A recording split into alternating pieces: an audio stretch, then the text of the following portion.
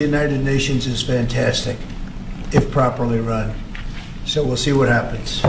How much money are you willing to take away from them?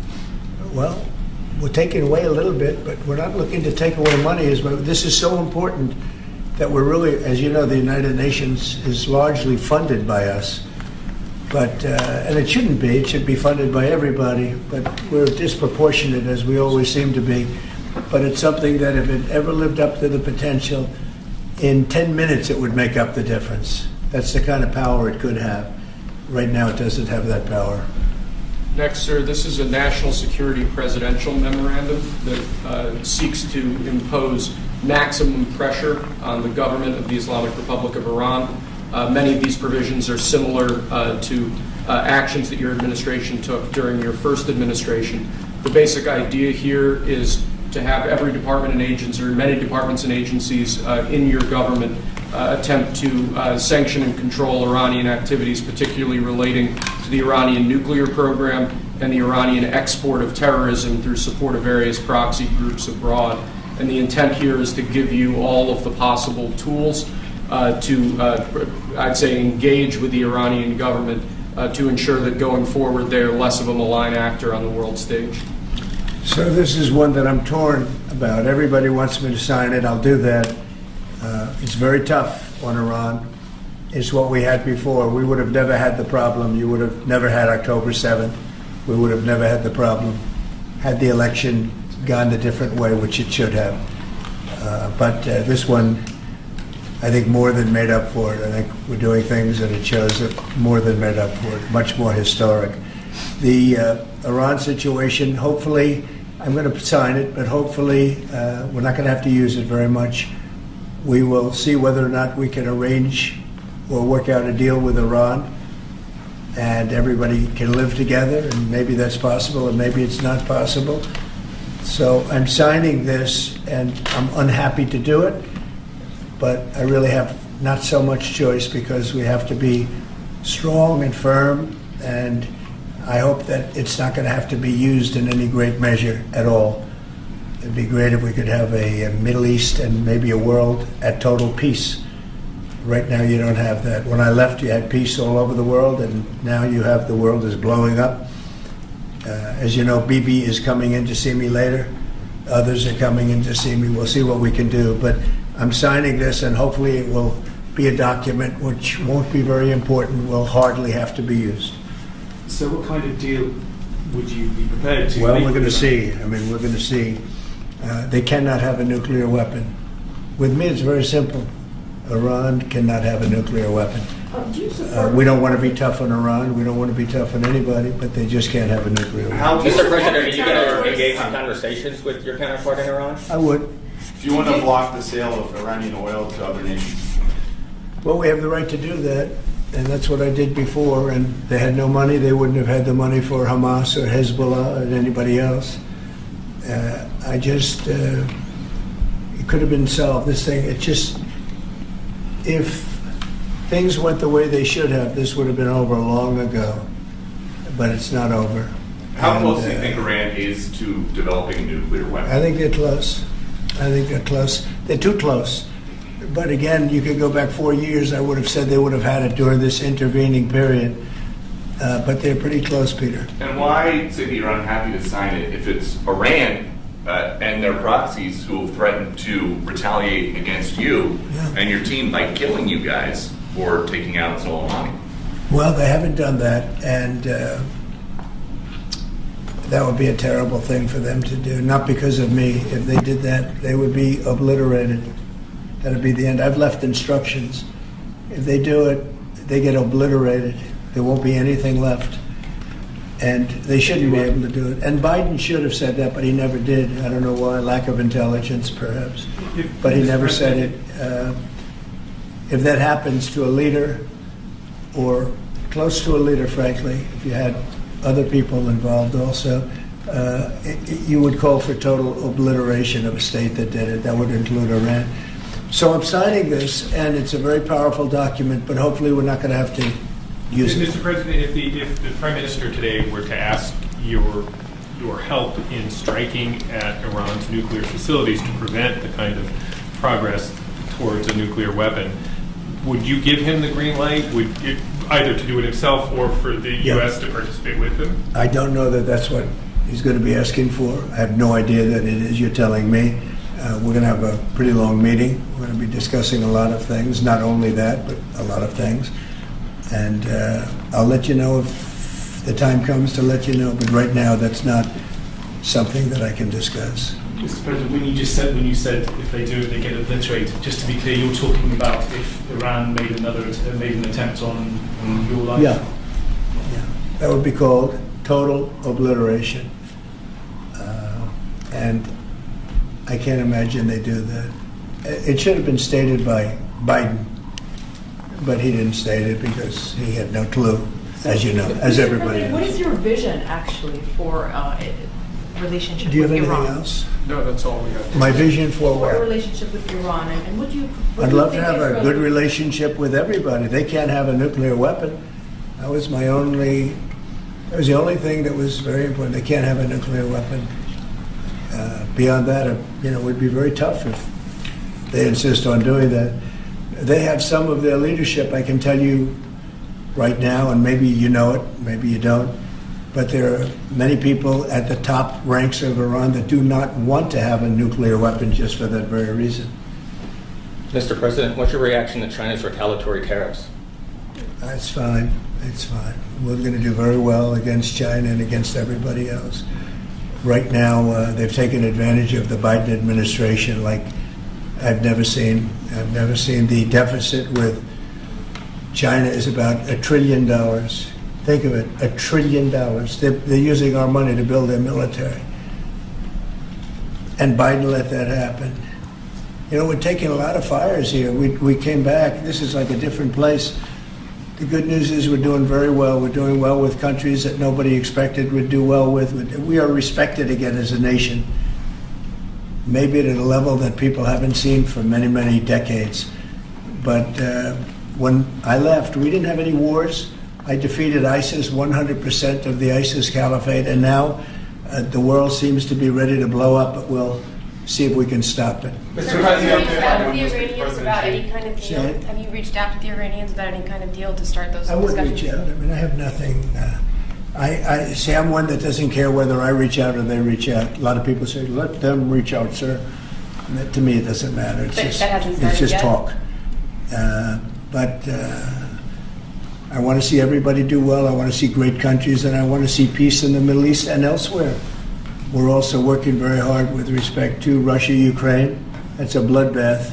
It's a total bloodbath. What's going on there is incredible. What's going on with the soldiers, young soldiers being killed by the thousands. I mean, literally by the thousands.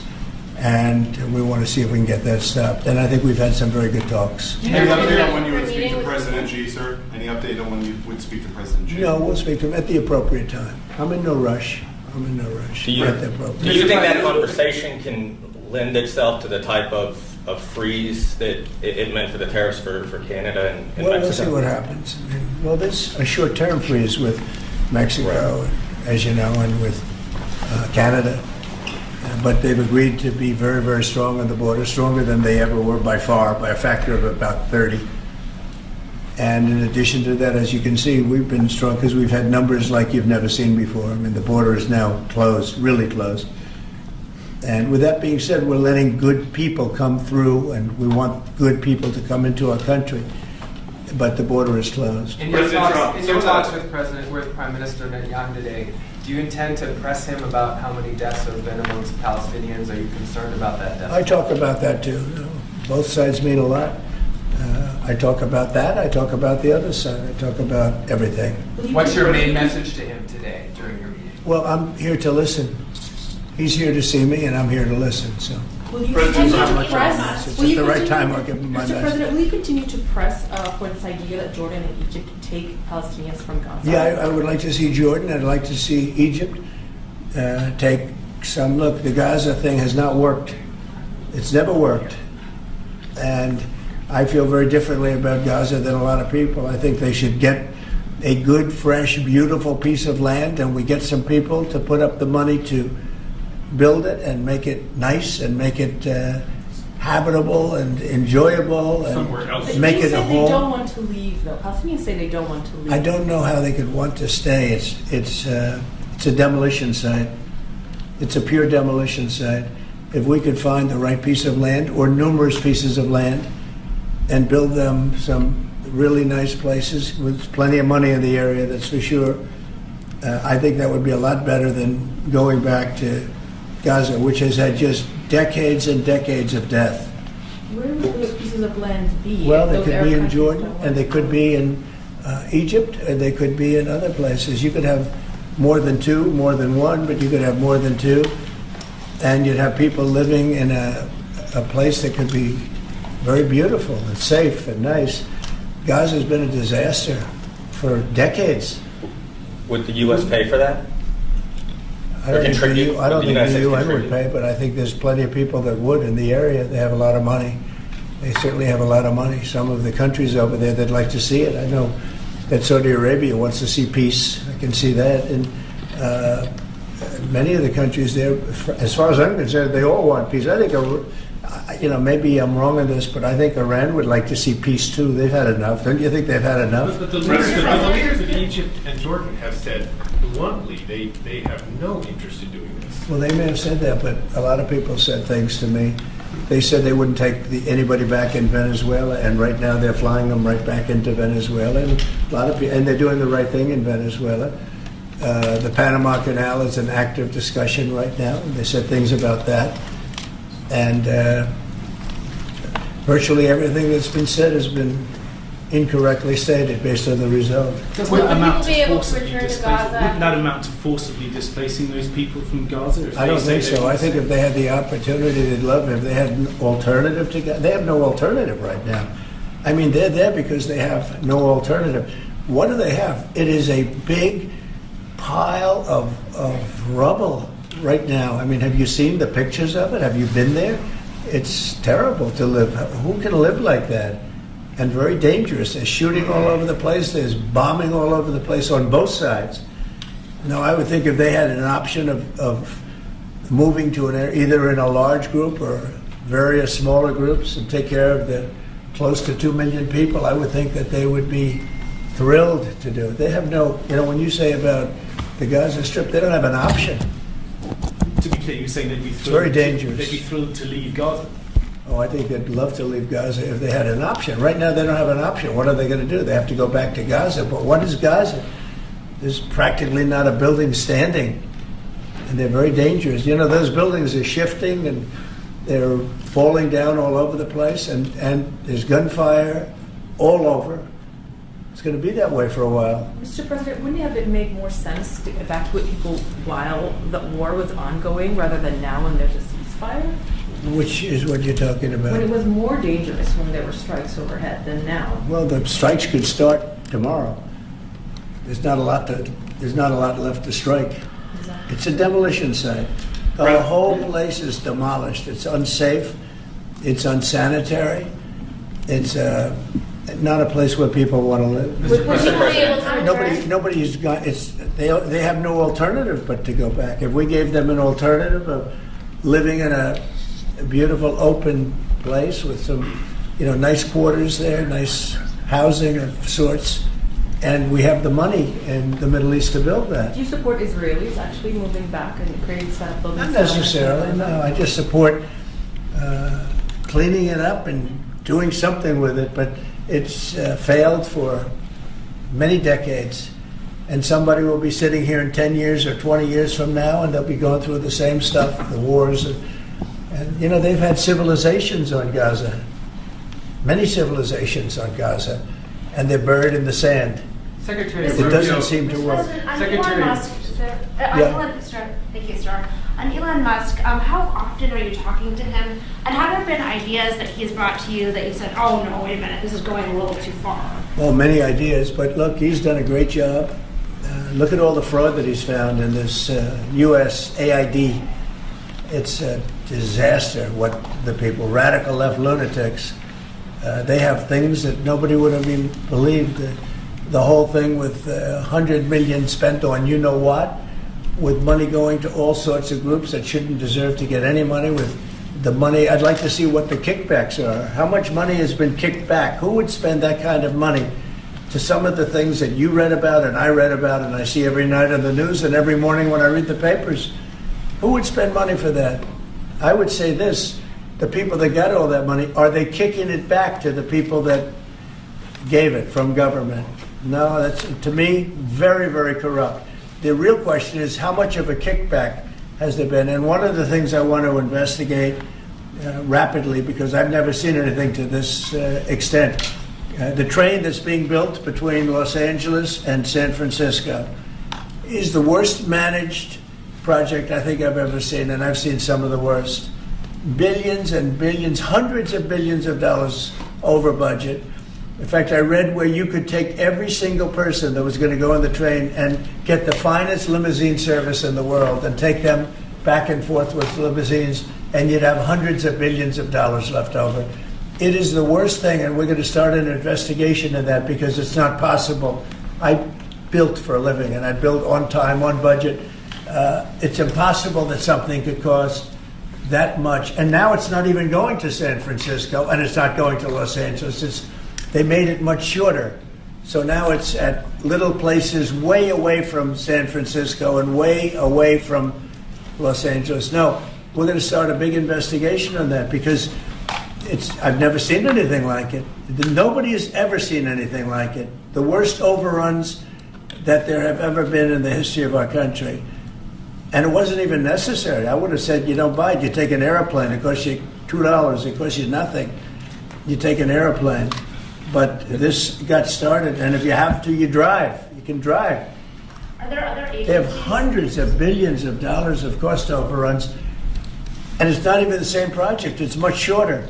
It's way outside of San Francisco and way outside of Los Angeles.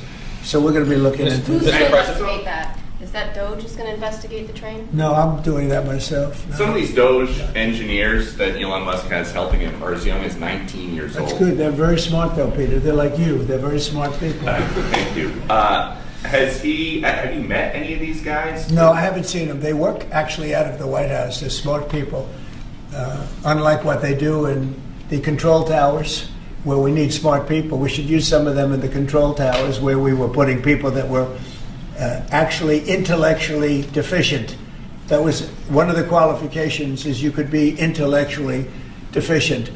No, we need smart people. Some are young and some are not young. Some are not young at all. But they found great things. Look at the list of things.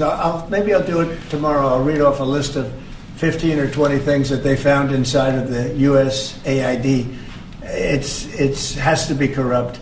Nobody could approve that. They could only approve that if they were getting kickbacks. And you're talking about hundreds of millions of dollars. And it sounds like you're going to wind down USAID. It sounds like it. I mean, I think so. Yeah. So when that happens, which part of the government? Well, I could see Marco Rubio being in charge, State Department, because they're giving money to.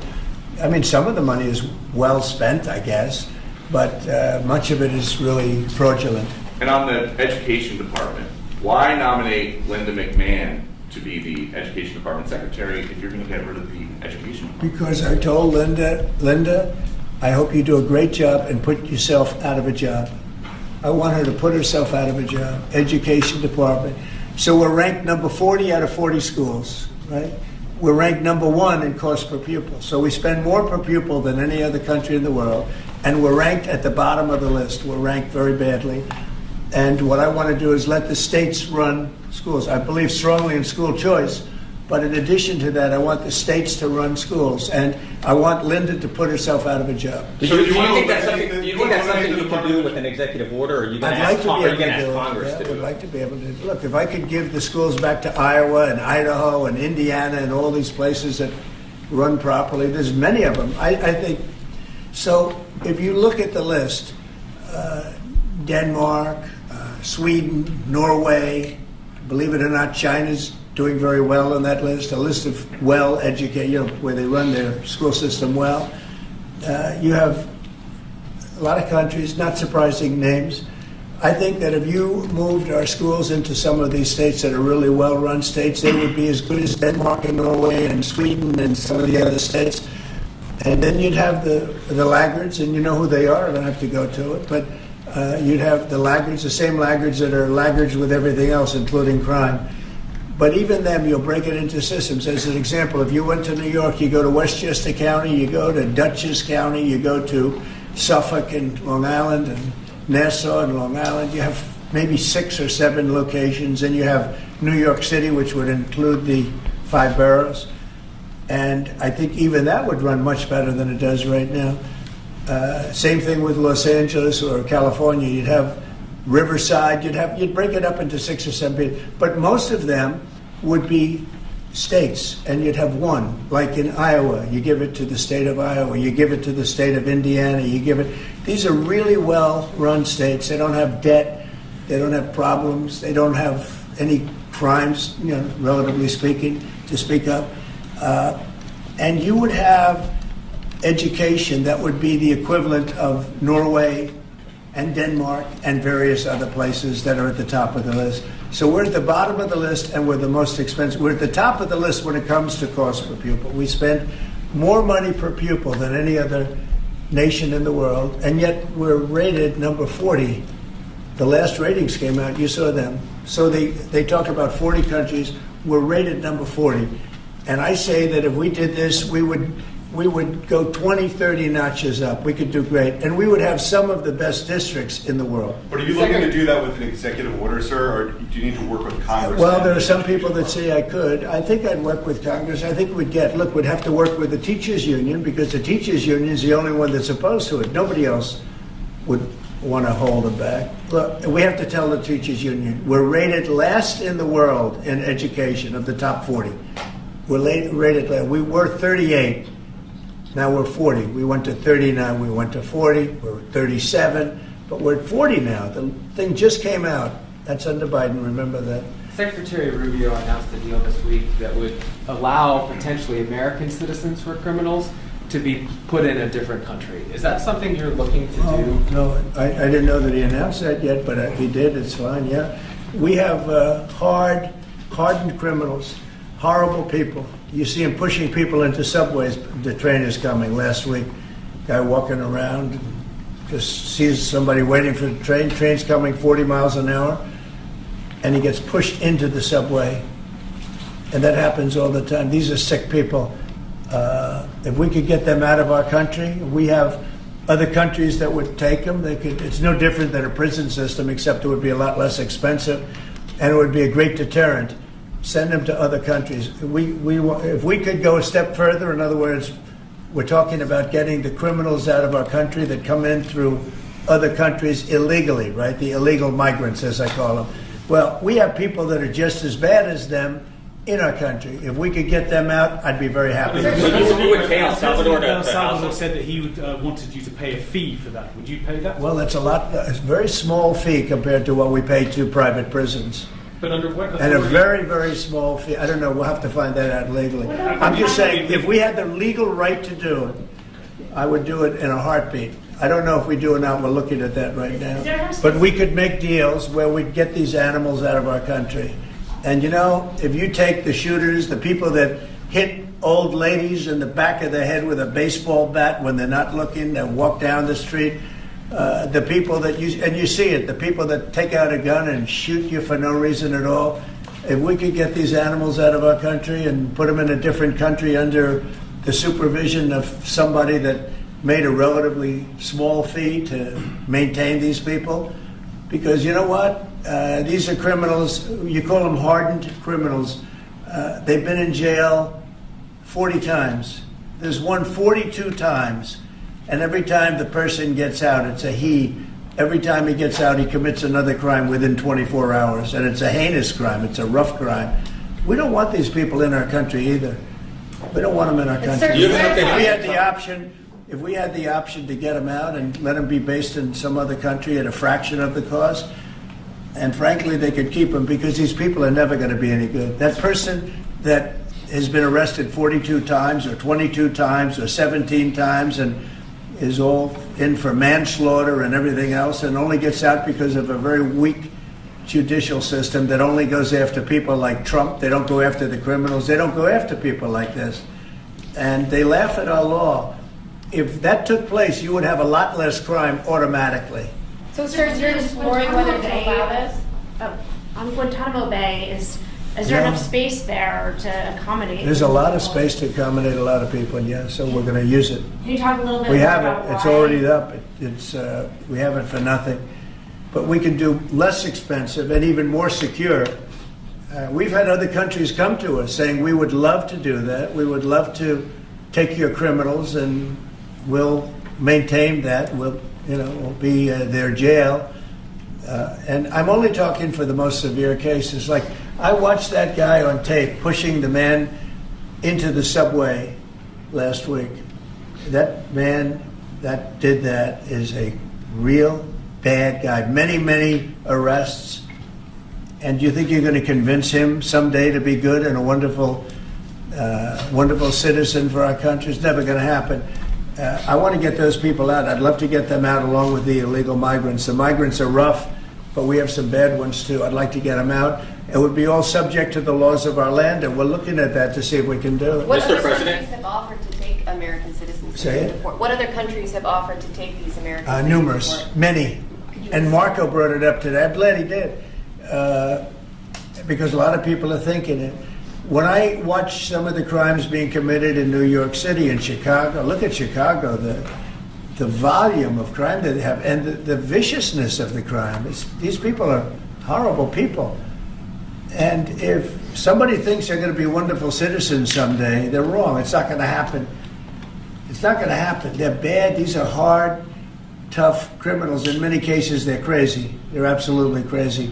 But they're very dangerous. If I could get them out of the country and be in some other country where they're glad to have them because they make a small fee compared to what we'd pay to a private prison or to, put them in one of our prisons that cost even more money, I think it would be great. I'd love to get them the hell out of our country. Thank you very much.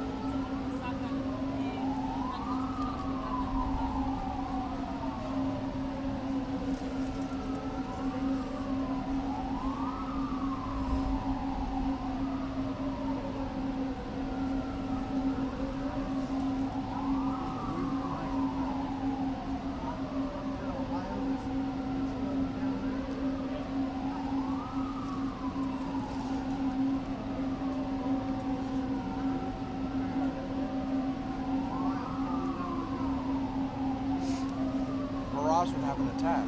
It would. I would be out there fixing it. Yeah.